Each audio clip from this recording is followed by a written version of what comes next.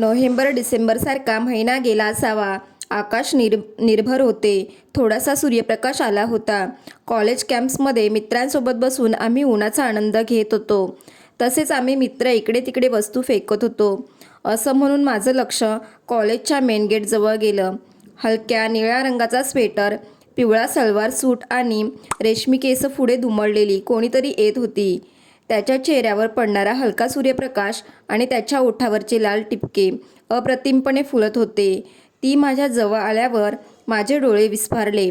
अहो, ही निशा. माझ्या तोंडून अचानक त्यांचं नाव निघालं. मी निशाला अनेक वेळा प्रपोज केले होते, पण आजतागायत तिच्याकडून प्रतिसाद मिळाला नाही. ती नाकारत नव्हती किंवा ती कधीही सहमत नव्हती. तिने फक्त हसणे टाळले. याच कारणामुळे माझी मैत्रीण मला नेहमी म्हणायची की निशाही तुझ्यावर प्रेम करते, म्हणून ती तुला नाकारत नाही. आज त्याला इतकं सजवलेलं पाहून मी पण ठरवलं होतं की आज त्याच्याकडून उत्तर घेऊनच राहीन. आता आम्ही वर्गात गेलो होतो, पण ब्रेकमध्ये संधी मिळताच मी तिला विचारले, निशा, मला तुला एक गोष्ट विचारायची आहे. विचार, निशा म्हणाली. मी माझा आवाज दाबत बोलत होतो. जेव्हा तिने माझे शब्द कापले आणि म्हणाली, ठीक आहे, आज तू काही बोलणार नाहीस, मी सांगेन. हे ऐकून माझ्या हृदयाची धडधड वेगाने सुरू झाली. संपूर्ण शरीरातून वीज गेली. पण त्याचे म्हणणे ऐकून माझ्या आनंदाला पारवा उरला नाही. आज माझ्या आयुष्यातील सर्वात सुंदर क्षण होता, ज्याची मी वर्षानुवर्षे वाट पाहत होतो, ते ऐकायला मिळाले. माझं तुझ्यावर प्रेम आहे, निशा तिचे ओठ माझ्याजवळ आणत बोलली. निशाने माझे प्रेम स्वीकारले होते आणि काही वेळातच आम्ही दोघांनी एकमेकांना मिठी मारली. शतकानुशतके ओसाड भूमीवर आज प्रथमच प्रेमाचा गुलाल फुलला होता. सर्व दिशा प्रेमाच्या या रंगात रंगून गेल्या होत्या. आता काही दिवसात लैला मजनूसारखे आम्ही संपूर्ण कॉलेजमध्ये फेमस झालो होतो. आमचे सर्व मित्र निशाला भाभी म्हणू लागले. यानंतर आम्ही दोघे अनेकदा एकत्र फिरायचो, मस्ती केली, कधी या पार्कमध्ये तर कधी त्या पार्कमध्ये. आम्ही आमची बाईक पाटणाच्या रस्त्यावर घेऊन जायचो. तेव्हा सगळ्यांच्या नजरा आम्हा दोघांवर खिळल्या होत्या. पण एक वेळ अशी आली की आमचं कॉलेज संपुष्टात येत होतं. आम्हा दोघांना वेगळे होण्याची भीती वाटत होती. मनात वेगवेगळे आश्चर्यकारक विचार येत होते.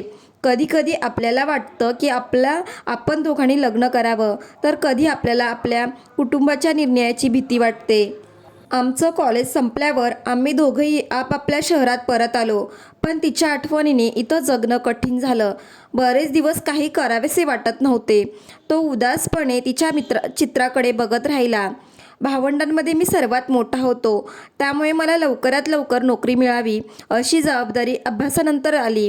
मी सुद्धा माझे कर्तव्य पार पाडण्यासाठी सर्व काही करत होतो. हळूहळू निशाला विसरायचा प्रयत्न करू लागलो. दरम्यान मला एका चांगल्या कंपनीकडून नोकरीची ऑफर आली. एवढ्या दिवसात निशा मला विसरली असावी असा विचार माझ्या मनात अनेकदा आला. पण मला वाटायचं की जेव्हा मी तिला विसरू शकत नाही, तेव्हा ती मला कशी विसरली असेल. माझ्या मनाला सगळं विसरून तिच्याकडे जावंसं वाटत होतं, पण जबाबदारीने मला घट्ट पकडून ठेवलं होतं. मी अर्ध्या मनाने नोकरीच्या मुलाखतीला गेलो. मला या नोकरीत रस नव्हता, पण तरी त्या कामासाठी गेलो होतो. ज्याप्रमाणे नद्यांचे पाणी विचार न करता समुद्राकडे जाते, त्याचप्रमाणे मीही विचार न करता जात होतो. आता मुलाखतीसाठी ऑफिसला पोहोचलो होतो. ऑफिसमध्ये मुलाखतीसाठी अनेक जण बसले होते. मी पण माझ्या वळणाची वाट पाहू लागलो. तिथे निशाच्या आठवणी खात होत्या आणि एका वेगळ्याच प्रकारचा एकटेपणा मारला जात होता.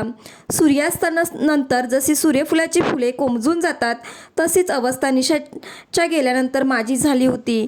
मी लोकांसोबत बसलो होतो, पण तरीही इथेही मला एकटं वाटत होतं. काही वेळाने माझीही पाळी आली. साहेब, तुम्हाला इंटरव्ह्यूसाठी आत बोलावले जात आहे. त्या कंपनीचा एक कर्मचारी माझ्याकडे आला आणि म्हणाला. ओके म्हणत मी ऑफिसचा दरवाजा हलकेच ढकलून आत गेलो. मोठे डोळे, धीट चेहरा, चेहऱ्यावर कणखर स्वभाव आणि हलके पांढरे केस. एक व्यक्ती खुर्चीवर बसली होती. त्याने मला बसण्याचा इशारा केला आणि विचारले, तुझे नाव काय आहे? हो, राजू अग्रवाल, मी म्हणालो. यानंतर त्यांनी अनेक प्रश्न विचारले, ज्यांची मी पूर्ण आत्मविश्वासाने उत्तरं दिली. त्यांनी काही विचित्र प्रश्नही विचारले, जसे तुमचे वडील काय करतात, तुम्ही किती भावंडे आहात. या प्रश्नाशिवाय इतरही अनेक प्रश्न विचारले गेले, पण मी सर्व प्रश्नांची अचूक उत्तरे दिली. तुझं कोणावर तरी प्रेम आहे का? त्याचा प्रश्न ऐकून मला धक्काच बसला. चांगल्या नोकरीसाठी असा प्रश्न कोण विचारतो? या प्रश्नाचे उत्तर गप्प राहणे मला योग्य वाटले. हा प्रश्न ऐकून तो नोकरीच्या मुलाखतीसारखा कमी आणि लग्नाच्या मुलाखतीसारखा जास्त दिसतोय. मला तू खूप आवडतेस, तो म्हणाला. उजव्या हाताने रिंग बेल बटन दाबून कोणाला तरी कॉल केला. त्यांना मॅडमच्या केबिनमध्ये घेऊन जा. तो आल्यावर त्या माणसांना म्हणाला. मी त्या माणसांबरोबर दुसऱ्या केबिनमध्ये गेलो. आज मन थरकत होतं. मी मनात विचार करत होतो, मला नोकरी मिळेल की मला असेच परतावे लागेल? नोकरी मिळाली तर बरं, नाही तर? मी दुसऱ्या केबिनच्या आत गेल्यावर मला आवाज आला, सर, सांग किती पगार मिळेल? खुर्चीवर बसलेले पाहून माझे डोळे उघडले. संपूर्ण शरीरात वीज गेली. निशा चेहऱ्यावर हलके हसू घेऊन खुर्चीवर बसली होती. मी निशाकडे स्तब्धपणे बघतच राहिलो. मग ती मला म्हणाली, सर, तुम्हाला धक्का का बसला आहे? मी म्हणालो, निशा, तू? आम्ही तुला विसरलो असे कसे वाटले? मला तुझी आठवण यायची जितकी तुला माझी आठवण यायची, निशा म्हणाली. मग आम्ही दोघांनी एकमेकांना मिठी मारली. काही क्षण आम्ही कुठेतरी वेगळ्याच विश्वासात हरवून गेलो. दिवाळखोर व्यक्तीला त्यांची संपूर्ण मालमत्ता परत मिळाल्यासारखे वाटत होते. निशाने सांगितले की तिच्या वडिलांची कंपनी तिची आहे आणि निशानेच मला बोलावून नोकरीची ऑफर दिली. कारण निशा माझ्याबद्दल तिच्या वडिलांशी बोलली होती आणि वडिलांची इच्छा होती की त्यांनी मला भेटावं. आता आमची दोघांची भेट झाली होती. त्यानंतर आम्ही दोघांनी आमच्या घरच्यांच्या संमतीने लग्न केले होते. जन्मापर्यंत सोबत राहण्याचे वचन देऊन आज आम्ही दोघे एकत्र आहोत. मला माझे पहिले प्रेम मिळाले याचा मला खूप आनंद आहे आणि मी देवाला प्रार्थना करतो की मला माझ्या पुढील आयुष्यातही अशीच प्रेमळ निशा मिळाली. मला हे तारे नको आहेत, मला हे झरे नको आहेत. तू सदैव माझ्यासोबत राहा ही तुझ्या प्रियकराची इच्छा आहे.